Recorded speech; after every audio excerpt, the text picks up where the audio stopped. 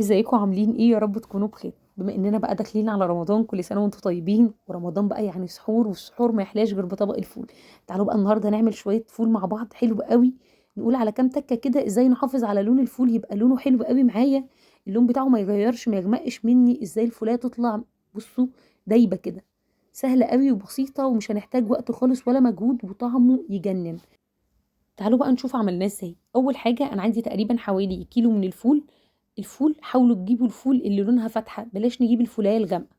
انا الفول بتاعي غسلاه كويس جدا ونقعاه من قبليها بيوم. في ميه. تقريبا حوالي 12 ساعه. نبدا بقى داخلين خارجين على المطبخ كده، نرمي الميه ونحط ميه جديده. بعد كده بقى غسلته كويس جدا وحطيته في الحله بتاعتي. عندي تقريبا حوالي كوبايه عدس اصفر غسلها كويس جدا، هبدا اضيفها على الفول بتاعي. بيدي لون حلو قوي للفول بتاعي. عندي برضو تقريبا حوالي كوباية فول مدشوش غسلها كويس جدا برضو ومصفياها، وهنزل بيها على الفول بتاعي. بتخلي قوام الفول في حتة تانية حلو قوي.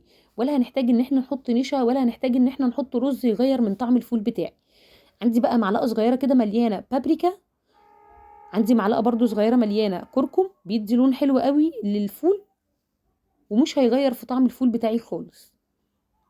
هي دي المكونات بتاعتي. هي دي المكونات بتاعتي. هنضيف بقى الليمونة عشان تحافظ على لون الفول بتاعي. هبدأ اضيف المية المغلية بتاعتي. هحط المية المغلية اعلى من الفول بتاعي تقريبا بحوالي 3 4 سنتي.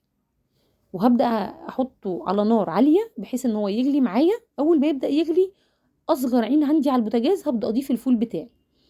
انا بقى اصغر عين عندي حطيت برضو البتاعة بتاعت القهوة كده عشان يبقى الشعلة ما تبقاش واصلة للفول كده، والفول بتاعي يستوي حلو قوي معايا.